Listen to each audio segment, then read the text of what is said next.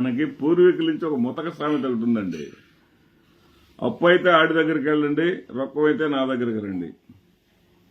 అదేవిధంగా Chandrababu Naidu and co వీళ్ళందరూ కూడా మంచి అయితే మా ఖాతాలో వేయండి, చెడైతే జగన్మోహన్ రెడ్డి ఖాతాలో వేయండి. ఈ పద్ధతిని అనుసరిస్తా ఉన్నారు. ఈ విషయంలో చంద్రబాబు నాయుడు గారి కన్నా 4 ఆకులు ఎక్కే చదివారు చంద్రబాబు నాయుడు గారి తనయుడు అయినటువంటి లోకేష్ గారు.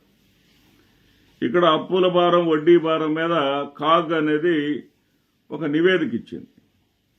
ఇక్కడ జగన్మోహన్ రెడ్డి గారు అప్పులు చేశాడు, 14 లక్షల కోట్ల అప్పులు చేశాడు అని మోగి మోగి వాగి వాగి రాష్ట్రం శ్రీలంక అయిపోయిందని చెప్పేసి చంద్రబాబు నాయుడు అనేటటువంటి గొప్ప ఆర్థిక వ్యవస్థ వస్తే తప్ప ఈ రాష్ట్రం బాగుపడదనేటటువంటి ప్రజలకి మెదళ్లలోకి ఎక్కించి ఎక్కించి ఎక్కించి ఎక్కించి ఎక్కించి మొత్తానికి సక్సెస్ అయ్యి అధికారంలోకి వచ్చారు.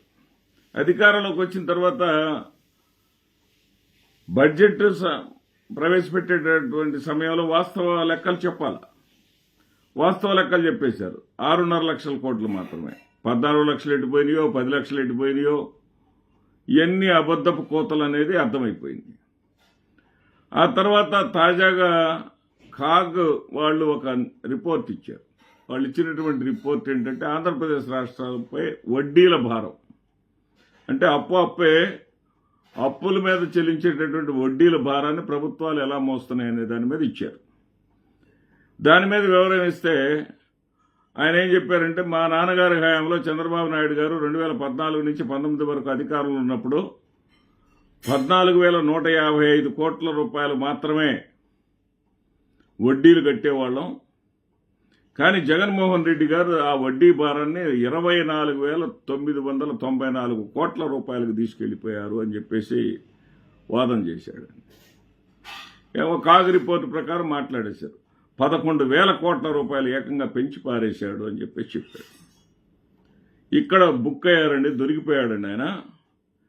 ఏ విధంగా దొరికాడంటే నెటిజన్లకేమో అల్పాహారం పెట్టాడు. వైఎస్ఆర్ కాంగ్రెస్ పార్టీ అభిమానులకు, వైఎస్ఆర్సీపీ తరఫున మరి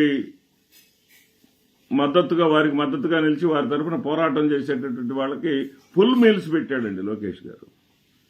ఎందుకంటే ఇక్కడ 11,000 కోట్ల అప్పుల మీద వడ్డీలు పెంచారని చెప్పినటువంటి ఈయన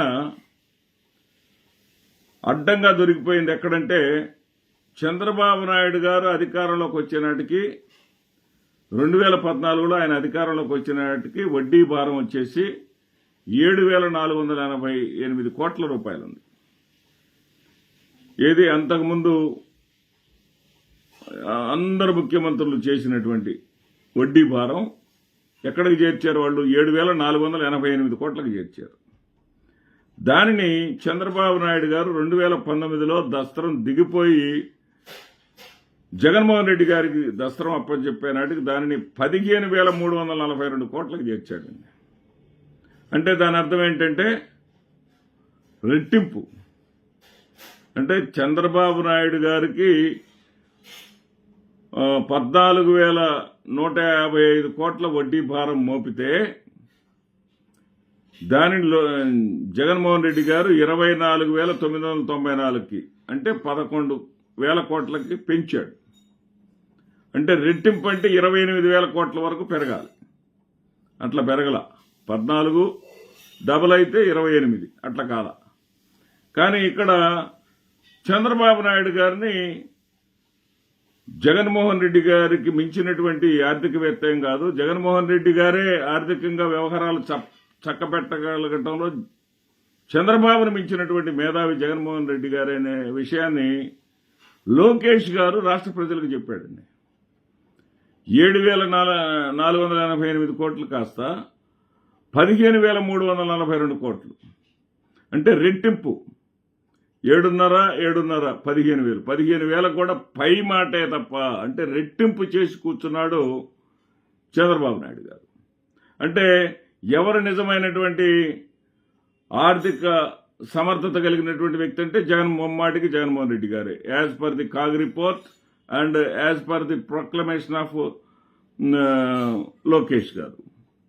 మరి ఆ రకంగా నెటిజన్లు ఆడుకున్నారండి. నెటిజన్లే కాకుండా వైఎస్ఆర్సీపీ అభిమానులు కూడా పెద్ద ఎత్తున ఎదురుదాడికి చేశారు. నేతలు కూడా ఎదురుదాడి చేయడం జరిగింది. ఇక్కడ మరొక అంశాన్ని కూడా వాళ్ళు పరిగణలోకి తీసుకున్నారు. చంద్రబాబు నాయుడు గారు ముఖ్యమంత్రిగా ఉన్నప్పుడు మొత్తం రాష్ట్రంలో ఉన్నటువంటి అప్పులు 1,52,000 కోట్లు పైచిలు. 1,52,000 కోట్ల పైచిలు. చంద్రబాబు నాయుడు గారు అధికారం నుంచి దిగిపోయేసరికి అది 3,86,000 కోట్లు. 3,86,000 కోట్లు అంటే రెట్టింపుకు చేరిందనమాట. 1,52,000 రెట్టింపు అంటే 3,04,000 కావాలి. 3,04,000 కాదు, 3,86,000 కోట్లయింది.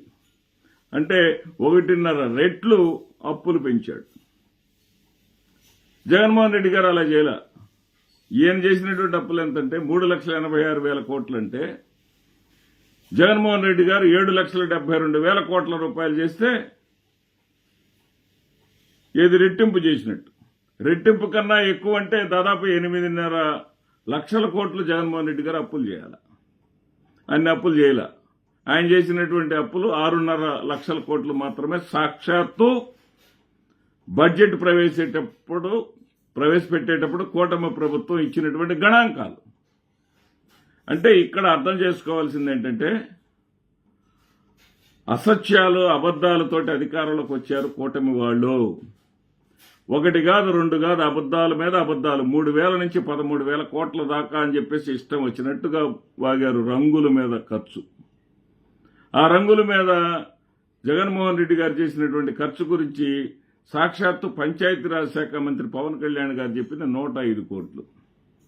ఎక్కడ 3,000, ఎక్కడ 13,000, ఎక్కడ 105 కోట్లు. అదేవిధంగా 32,000 మంది మహిళలు తప్పిపోయారు అని చెప్పినటువంటి వీళ్ళు అసెంబ్లీ సాక్షిగా చెప్పిన లెక్క ఎంత? హోంమంత్రి గారు 45 మంది అంట. అంటే అబద్దాలతోటే వీళ్ళు అధికారంలోకి వచ్చారు తప్ప ఆర్థికంగా జగన్మోహన్ రెడ్డి గారు హయాంలో కరోనా అనేది అతలాకుతం చేసింది. మొత్తం ప్రపంచాన్ని, దేశాన్ని, రాష్ట్రాలనే కాదు ప్రపంచాన్ని అతలాకుతం చేసింది. ఆర్థిక కార్యకలాపాలు స్తంభించిపోయినాయి. అలాంటి సమయంలో కూడా ఆర్థిక పటిష్టతను ఆంధ్రప్రదేశ్ రాష్ట్రానికి కాపాడిన వ్యక్తి జగన్మోహన్ రెడ్డి అని ఈ కాగు లెక్కల ద్వారా ఏది ఈయనకి లోకేష్ గారికి నోరు జారటం అలవాటు ఉంది. తెలిసి తెలియక మాట్లాడుతూ ఉంటాడు. వర్ధంతికి జయంతికి తేడాలు లేకుండా మాట్లాడుతూ ఉంటాడు. ఇక్కడేదో కాగు రిపోర్టులో 11,000 కోట్లు పెంచింది కనపడుతుందంటే ఇవన్నీ వస్తాయని, ఇవన్నీ వాస్తవాలు మీద చర్చ జరిగిద్దని చెప్పేసి, ఇంత దూరం పోద్దని చెప్పేసి తానే స్వయంగా తన తండ్రిని ప్రజానీకానికి పట్టించిన వ్యక్తి అవుతానని చెప్పేసి అతను బహుశా ఊహించి ఉండడు. పాపం అమాయకంగా దొరికిపోయాడు. లాలీపాప్ వేసుకున్నటువంటి పసిపిల్లవాడిలాగా మరి లోకేష్ గారు ఇక్కడ నెటిజన్లకు